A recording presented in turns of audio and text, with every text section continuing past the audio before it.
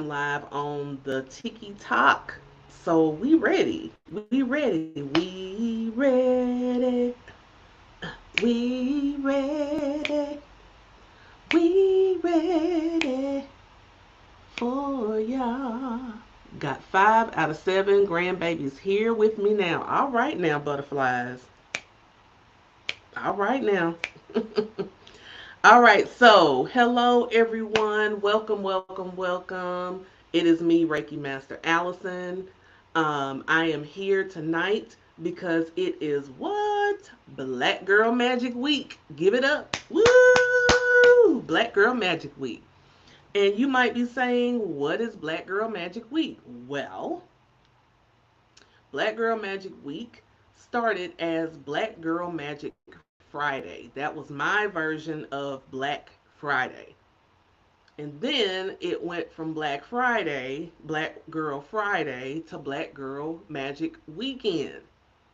So it started Black Girl Magic Friday, then it was Black Girl Magic Weekend, and then last year I was like, you know what?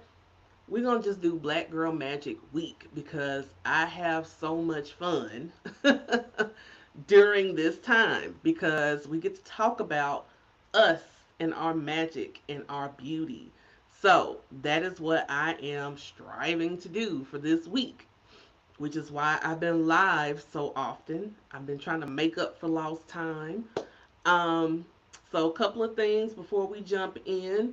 I want to remind you that you can go to the link in my bio. If you're watching this on YouTube, it's in the description. And you can check out some of my offerings that I have for this week. You can save up to 70% off on some of my offerings, so check them out. Oh, excuse me. All right, all right. Let me pull my notes up because we got some talking to do. But before we jump into our message, I did pull us a card. I haven't looked because I wanted us to all find out together. But I pulled the card from the Faces of Oshun Oracle deck. Faces of Oshun Oracle deck. So, if we're going to be talking about Black Girl Magic, we got to pull a Black Girl Magical card, right? Let me move my phone over just a little bit here. Okay. Okay, good. All right, so I pulled a card. So let's see what we got. Let's see what we got. All right, so we got this card right here. This card right here. I'm showing it to the TikTok. So we've got Oshun of Unwavering Love. Oshun of Unwavering Love. Don't forget to hit the share button, y'all. Bring some other people up in here, up in here. Hello, Goddess Gamby on the tube of you. So it is unwavering love, unconditional love, compassion, and selflessness. Unconditional love, compassion, and selflessness. So let's see what that is. This is card number 24 for my numerologist. 2 and 4 make 6. So let's see what we got here. Now, I'm going to tell y'all, the last couple of days, we've been pulling sevens. Because, like, card from Sunday, the card number itself was 7. And then yesterday, the two numbers, when you added them together, became 7. So I was like, if I pull another 7, I'm going to need some explanations as to what's happening up in here. Because numerology is not my forte. I'm still learning a lot of it. But yeah, I would have to know. So let's see what we got here. Love is in the air. If you've been feeling unloved, allow the presence of Oshun of unwavering love to be your guiding light. She serves as a poignant reminder of the boundless love around and within you. This card symbolizes a journey of emotional liberation, soul level healing. The appearance of Oshun of unwavering love is a blessing, marking a time of extraordinary emotional and spiritual abundance. She embodies the highest essence of love, manifesting in its purest form, unconditional, eternal, revolutionary, boundless, and fearless. This love asks for nothing in return. It gives freely, fully understanding that love stands as the most potent force in the universe. You are now called to embrace this all encompassing love, both as an external force in the world around you and as a nurturing spring within yourself. Let this energy wash over you, dissolving old wounds, fears, and doubts. Unwavering love signifies the true essence of your being. The universe adores you, and so should you. The universe adores you, and so should you. Type into the comments, I adore me. I adore me. Even if you don't really feel that, I just want you to say it. I want you to say it. I want you to say it and type it into the comments. I adore me. So I think that is the perfect card for tonight's message. So tonight we're talking about something real. hmm We've covered why you should embody your magic. We've covered how to embody your magic. But let's talk about the flip side, about what happens when you don't. Because a lot of us have abandoned our power without even realizing it. So let's just let that settle in. How a lot of us have abandoned our power and we don't even realize it. A lot of us are so on autopilot right now. And it happens to the best of us. We get stuck on autopilot, and then it makes us give more and more of ourselves away till there's nothing left for us to have. Now, let's go ahead and get to point number one. We're going to just jump on in this thing. So, point number one of what happens when you don't embody your magic. You become disconnected from your own intuition. Mm-hmm. Let that simmer for just a minute. I'm going to move this phone over because it's kind of getting on my nerves. There we go. Yep. When you don't embody your magic, you stop trusting yourself. And I'm sorry if you hear background noise, my window's open. You start outsourcing your wisdom to your friends, your family, church folks, social media, your job, when you already know the truth.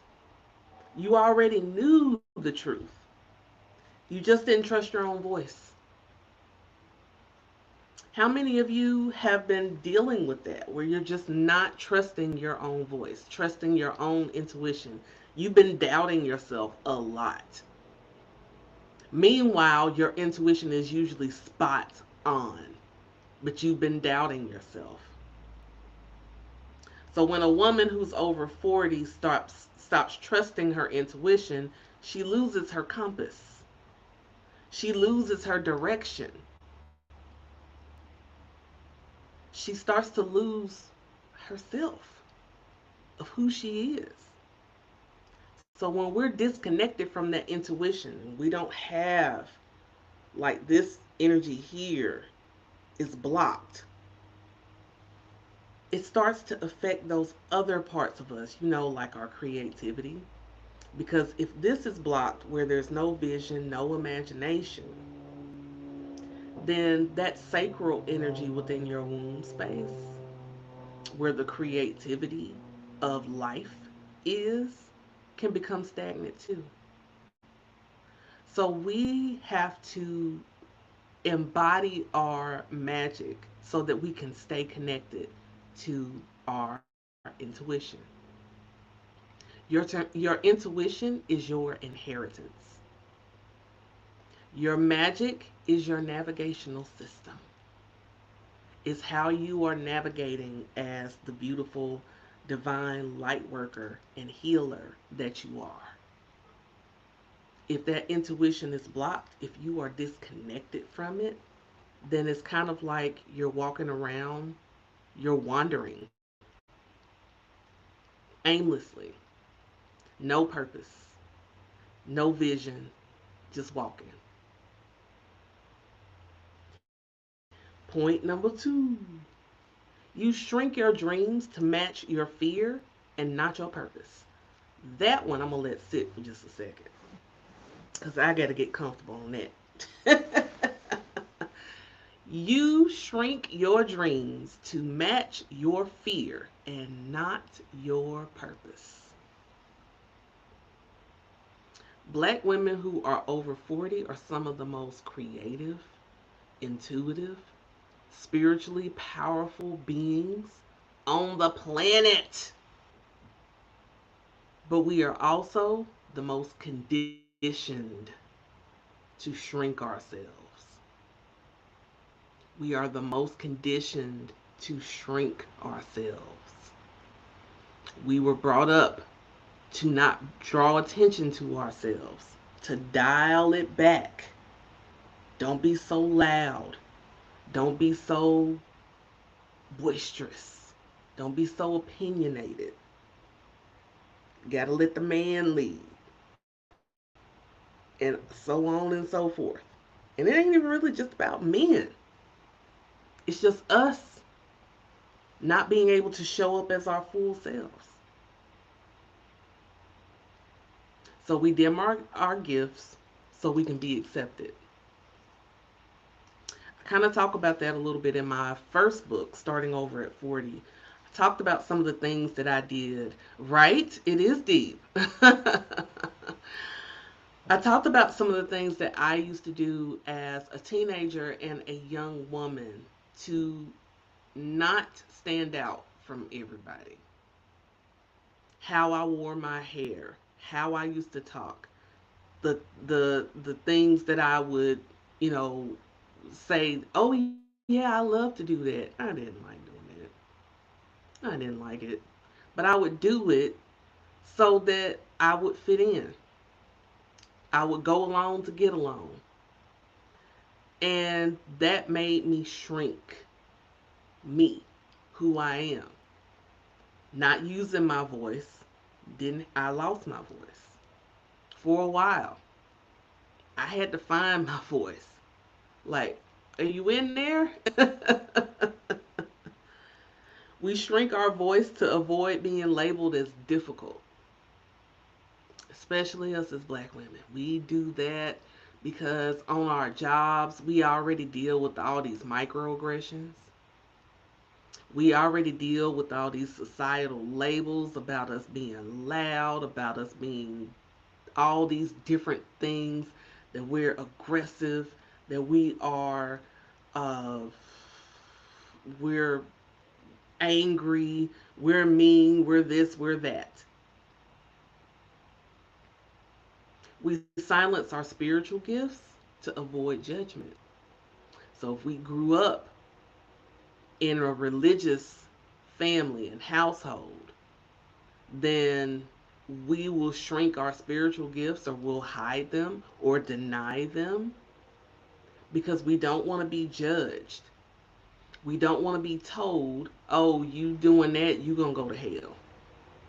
Oh, you're doing that, then God doesn't love you if you do that. You only are loved by God when you are strictly this way, no other way. When you don't embody your magic, your dreams start shrinking around your fear. It just does. Your fear is driving the car more than anything. Not your faith, not your magic, not your confidence, just fear. And let me just say, we don't want fear driving the car anymore, because fear is taking us to places that we don't want to go. We don't want to go. We don't want to be there. That's not where we're headed. That's not where we said we wanted to be. But we're ended up going into places because we're letting fear drive the car. And the saddest part, we don't shrink quietly, we shrink spiritually. The shrinking is our spiritual selves, our souls. That's the part of us that's really shrinking. That's the part of us that's really not being shown the unconditional love. We're denying that spiritual part of ourselves, and it leaves us unfulfilled, restless, and disconnected. Number three, you attract misaligned relationships, opportunities, and environments. Yes, I can't tell you how many times people are always talking about how they're friends. It's hard for them to make friends, it's hard for them to find people around them and everything else. Well, the reason why is because your energy of you constantly pushing against being in alignment for whatever reason, you attract like attracts like. It's just that simple. So when you're not embodying your magic, you move on autopilot. That's what a lot of us have been doing, is moving on autopilot. Hello, Goddess Iced Boutique. Thank you. We are moving on autopilot. So we say yes to things that drain us. We accept relationships that don't honor us. And when I say relationships, I'm not just talking about romantic. Some of us are in perfectly fine romantic relationships, but our friendships suck.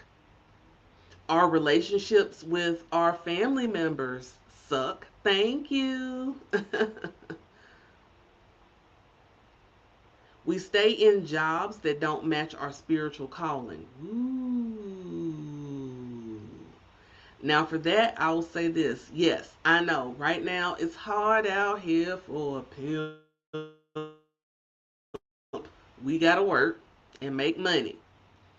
But don't let that work make you forget who you are and why you're here.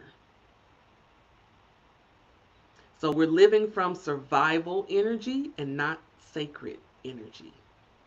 Because again, we're attracting misaligned relationships, opportunities, and environments. Thank you, thank you, thank you, thank you. So when you embody your magic, you shift the vibration of your life.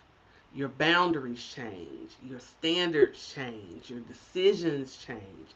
The world around you adjusts accordingly because, again, like attracts like. Yesterday, I gave an assignment to everyone because I talked about how you can embody your magic. I said that it is time for you to start striving to live and be the woman that you are becoming. So I gave the assignment of the woman that you are becoming, the woman that you are striving to be. What does she look like? What does she dress like? What does she walk like? What kind of perfume does she wear? What colors are in her house? How does she move? How does she operate? If you start embodying that, then what will happen is you'll start to attract those relationships, those opportunities, and all of those things that you want in your life. And you don't have to cheapen it. I was thinking about something before I got on live. I was like, and I talked about this yesterday. One of the things about being a spiritual business owner, a black spiritual business owner, is the expectation among spiritual people is that everybody is going to be uh, struggling financially. The whole like starving artist thing, which annoys the hell out of me. It does. I can't stand it. Because who says that I'm supposed to be like that? Am I a minimalist? Yes, I am. But I'm going to be really honest. I am a Leo. So I do have a showy thing about me, and I do like nice things. I'm not going to sit up here and act like I don't. If I had the money and my feet weren't wide and I can still walk in heels, I would have me some red bottom shoes. I would. I'm not going to lie. In my youth, I loved me some heels. If I could put my feet in some Socates, Louboutins, I sure would. I sure would. I get tired of acting like because I'm a spiritual person that I don't want money. Why am I acting like I don't want money? Who doesn't want money? Who doesn't need money? Hello? Don't we all have bills to pay? Mortgages, rent, utilities, internet, cell phone bills, all that stuff. So we're all supposed to just act like we don't want money, that we don't need money. There's nowhere on this planet that you can go where it's not going to cost you something to be there. Even in the poorest country, you still got to pay to be there. So please tell me where these places are that I can be where I don't need money. So I'm supposed to struggle? How is that in alignment with me being a daughter of the Most High God? Struggle. Why am I supposed to struggle? If I'm working with integrity, if I'm in alignment, if I am doing something that is helping people in my community, I'm supposed to be broke. I'm supposed to struggle. I'm supposed to work this full-time job indefinitely because I can't never get my business off the ground. Like, make it make sense. Make it make sense. So when you still have that limiting belief system, that's what you're going to keep attracting. Stuff like that. Your world will adjust to however your mindset is. Whatever you believe, whatever you constantly repeat, that it shall be. Period. That's why I say be careful what you say. Be careful what you say to yourself about yourself. Those conversations that you have about yourself, to yourself, be careful. Because you are casting a spell on your life that it may be hard to undo. That's how powerful our words are. And we have to be mindful of that in understanding that. So I'm not just here just to motivate you. I'm not. I'm here to remind you. You are not new to magic. It's who you've always been. It's just you're returning to it. And so tonight I want you to ask yourself, what part of me have I abandoned? And am I ready to call her back? What part of me have I abandoned? And am I ready to call her back? So if you are ready to call her back, then I suggest that you go to the link in my bio. If you're on YouTube, it's in the description box. Check out my offerings for Black Girl Magick Week. What I highly recommend is the My Sacred Year reading and planning session so you can reconnect to your intuition, your desires, your power, and your purpose. Because that is what I'm here to do. The whole theme of this is embodying your magic, and I want to help you do it. I want you to own that. part of yourself, because that's who you are. That's who you keep ducking and diving and hiding from for whatever reason. We gonna say ollie ollie oxen free and find her. We gonna find her. So if you've been feeling, excuse me, if you've been feeling disconnected, confused, or stuck, if you've been shrinking, if you've been in survival mode, this session, this offering is designed to help shift you back into your magic. So, that is what I am here to do, is to help you shift back into your magic.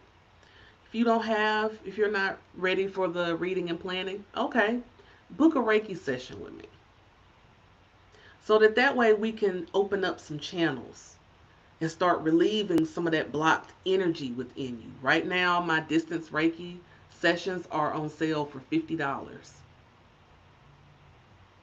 You can book you a session this week.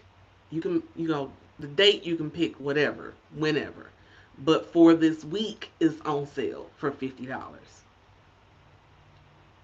You can get your Reiki healing session to help you start breaking up that energy and helping you get some clarity. Get some clarity within yourself so you can start figuring out, what are my next moves? So you can hear. Some of us can't hear right now. We can't hear our higher self, our our ancestors, our spirit guides. We can't hear spirit because there's so much going on around us energetically. And it's time to shut it off for just a few moments so you can get some clarity. So that is all I have to offer. I thank you all for joining me tonight. Have a wonderful rest of your evening. I am going to be live tomorrow. I'm actually going to do a couple of lives tomorrow. So I will see you all then. If you don't come, that's fine, because I know everybody gonna be with their families and stuff. Um, but I appreciate you being here. Thank you all for the likes, for the love, and see y'all tomorrow. All right. Bye, YouTube.